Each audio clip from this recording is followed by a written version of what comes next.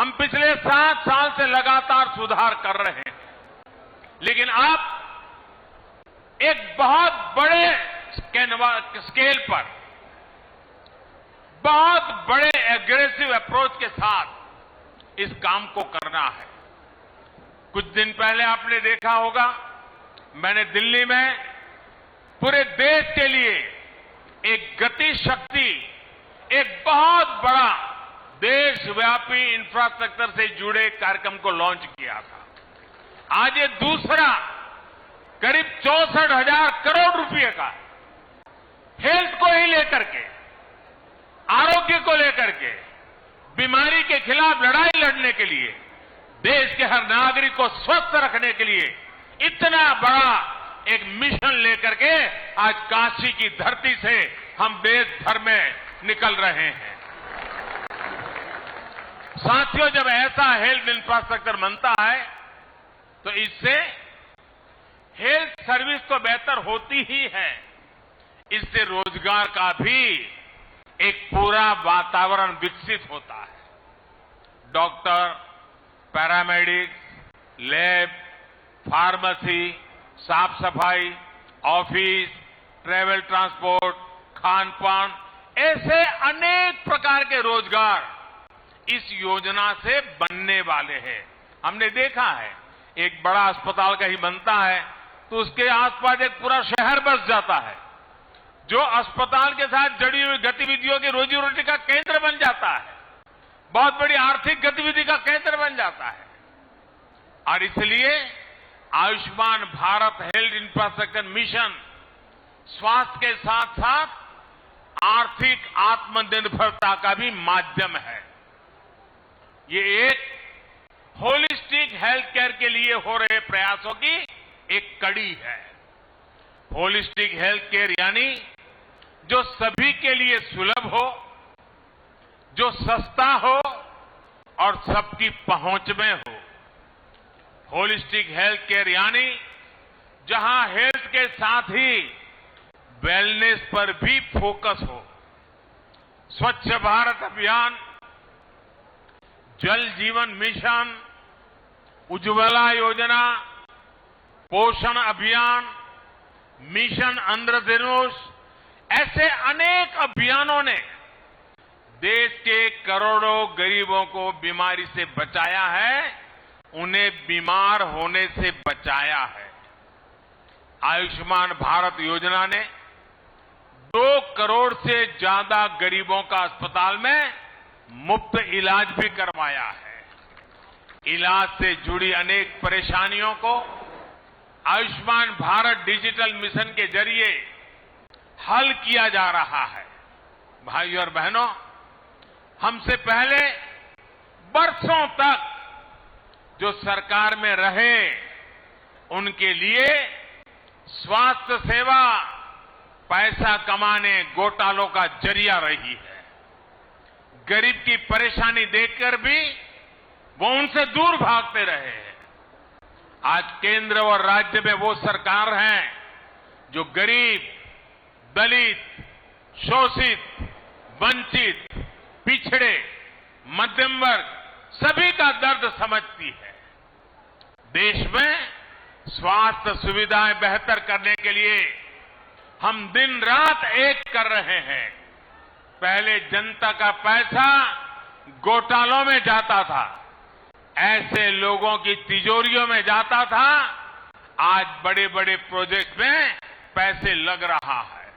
इसलिए आज इतिहास की सबसे बड़ी महामारी से भी देश निपट रहा है और आत्मनिर्भर भारत के लिए लाखों करोड़ रुपए का इंफ्रास्ट्रक्चर भी बना रहा है।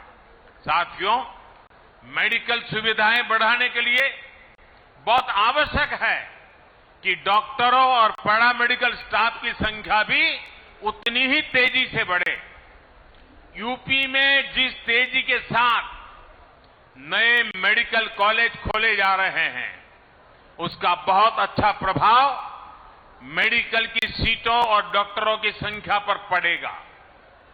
ज्यादा सीटें होने की वजह से अब गरीब माता पिता का बच्चा भी डॉक्टर बनने का सपना देख सकेगा और उसे पूरा कर सकेगा। भाइयों और बहनों, आजादी के बाद 70 साल में देश में जितने डॉक्टर मेडिकल कॉलेजों से पढ़कर निकले हैं, उससे ज्यादा डॉक्टर अगले 10-12 वर्षों में देश को मिलने जा रहे हैं। आप कल्पना कर सकते हैं कि मेडिकल क्षेत्र में कितना बड़ा काम देश में हो रहा है। जब ज्यादा डॉक्टर होंगे तो देश के कोने कोने में, गांव-गांव में उतनी ही आसानी से डॉक्टर उपलब्ध होंगे। यही नया भारत है, जहां अभाव से आगे बढ़कर हर आकांक्षा की पूर्ति के लिए दिन रात काम किया जा रहा है। भाइयों और बहनों, अतीत में चाहे देश में हो या फिर उत्तर प्रदेश में जिस प्रकार काम हुआ, अगर वैसे ही काम होता तो आज काशी की स्थिति क्या होती। दुनिया की सबसे प्राचीन नगरी को, भारत की सांस्कृतिक धरोहर की प्रतीक काशी को इन्होंने अपने हाल पर छोड़ रखा था। वो लटकते बिजली के तार, उबड़ खाबड़ सड़कें, घाटों और गंगा मैया की दुर्दशा, जाम, प्रदूषण, अव्यवस्था, यही सब कुछ चलता रहता। आज काशी का हृदय वही है, मन वही है, लेकिन काया को सुधारने का ईमानदारी से प्रयास हो रहा है। जितना काम वाराणसी में पिछले 7 साल में हुआ है, उतना पिछले कई दशकों में नहीं हुआ। भाइयों और बहनों, रिंग रोड के अभाव में काशी में जाम की क्या स्थिति होती थी, इसे आपने सालों साल अनुभव किया है। नो एंट्री खुलने का इंतजार तो बनारस वालों की आदत बन गई थी। अब रिंग रोड बनने से प्रयागराज, लखनऊ, सुल्तानपुर, आजमगढ़, गाजीपुर, गोरखपुर, दिल्ली, कोलकाता, कहीं भी आना जाना हो तो शहर में आकर के शहर वालों को परेशान करने की जरूरत नहीं पड़ेगी। यही नहीं, रिंग रोड अब गाजीपुर के बिनौन तक 4 लेन नेशनल हाईवे से जुड़ गई है।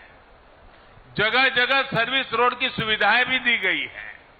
इससे अनेक गांवों के साथ साथ प्रयागराज, लखनऊ, गोरखपुर और बिहार, नेपाल तक आवाजाही सुविधाजनक हो गई है। इससे यात्रा तो आसान होगी ही, व्यापार कारोबार को गति मिलेगी, ट्रांसपोर्ट की कीमत कम होगी। भाइयों और बहनों, जब तक देश में एक डेडिकेटेड इंफ्रास्ट्रक्चर का निर्माण ना हो, तब तक विकास की गति अधूरी रहती है। वरुणा नदी पर 2 पुल बनने से दर्जनों गांवों के लिए अब शहर आना जाना आसान हुआ है। इससे एयरपोर्ट आने जाने वाले प्रयागराज, भदोही और मिर्जापुर के लोगों को बहुत सुविधा होगी। कालीन उद्योग से जुड़े साथियों को भी लाभ होगा और मां विंध्यवासिनी के दर्शन करने के लिए एयरपोर्ट से सीधा मिर्जापुर जाने के इच्छुक मां भक्तों की भी सुविधा बनेगी। सड़कों, पुलों, पार्किंग स्थलों से जुड़े ऐसे अनेक प्रोजेक्ट्स आज काशी वासियों को समर्पित किए गए हैं, जिससे शहर और आसपास जीवन और अधिक सुगम होगा। रेलवे स्टेशन पर बने आधुनिक एग्जीक्यूटिव लॉन्च से यात्रियों की सहूलियत और बढ़ेगी। साथियों, गंगा जी की स्वच्छता और निर्मलता के लिए बीते सालों में व्यापक काम किया जा रहा है, जिसका परिणाम आज हम अनुभव भी कर रहे हैं। घरों से गंदा पानी गंगा जी में न जाए, इसके लिए निरंतर प्रयास किए जा रहे हैं। अब रामनगर में 5 नालों से बहने वाले सीवेज को ट्रीट करने के लिए आधुनिक ट्रीटमेंट प्लांट का काम करना शुरू कर चुका है। इससे आसपास की 50,000 से अधिक आबादी को सीधा लाभ हो रहा है। गंगा जी नहीं, बल्कि वरुणा की स्वच्छता को लेकर भी प्राथमिकता के आधार पर काम हो रहा है। लंबे समय तक उपेक्षा का शिकार रही वरुणा अपना अस्तित्व खोने के कगार पर पहुंच चुकी थी। वरुणा को बचाने के लिए ही चैनलाइजेशन की योजना पर काम किया गया। आज स्वच्छ जल भी वरुणा में पहुंच रहा है। 13 छोटे बड़े नालों को भी ट्रीट किया जा रहा है।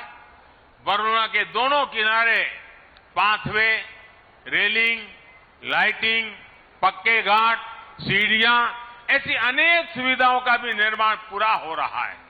साथियों, काशी आध्यात्म के साथ साथ ग्रामीण अर्थव्यवस्था के भी एक अहम केंद्र है।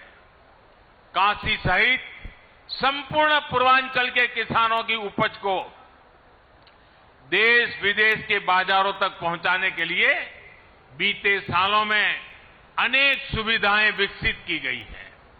पेरिशेबल कार्गो सेंटर से लेकर पैकेजिंग और प्रोसेसिंग का आधुनिक इंफ्रास्ट्रक्चर का यहां विकसित किया गया है। इसी कड़ी में Lal Bahadur Shastri fruit and vegetable market का आधुनिकीकरण हुआ है।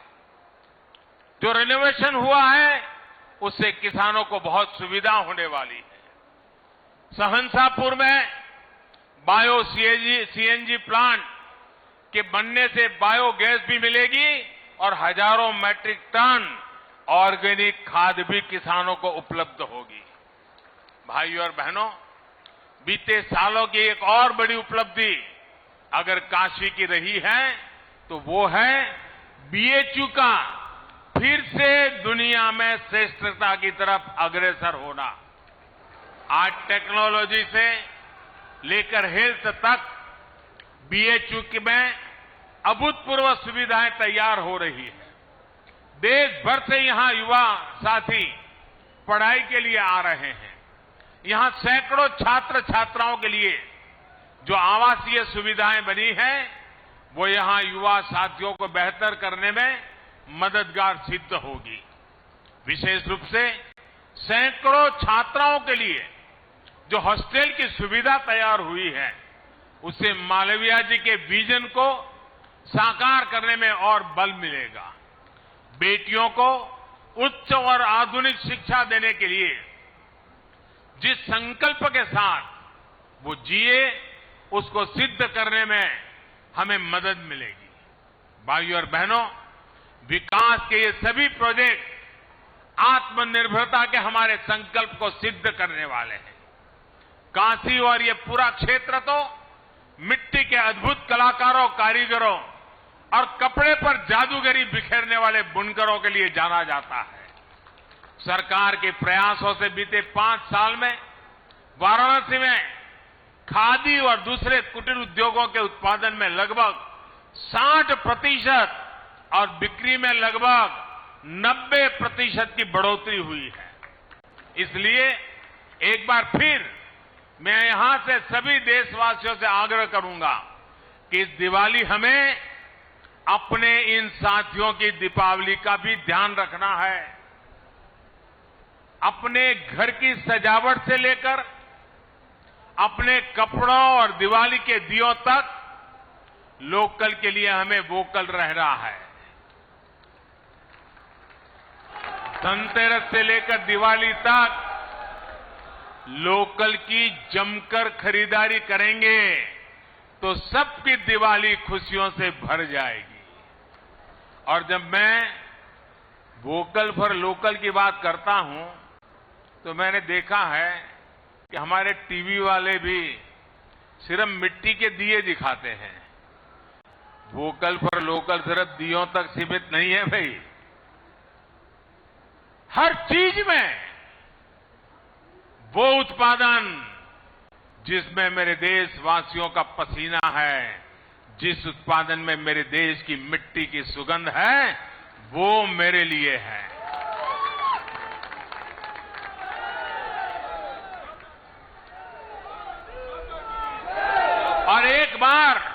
हमारी आदत बन जाएगी देश की चीजें खरीदने की, तो उत्पादन भी बढ़ेगा, रोजगार भी बढ़ेंगे, गरीब से गरीब को काम भी मिलेगा।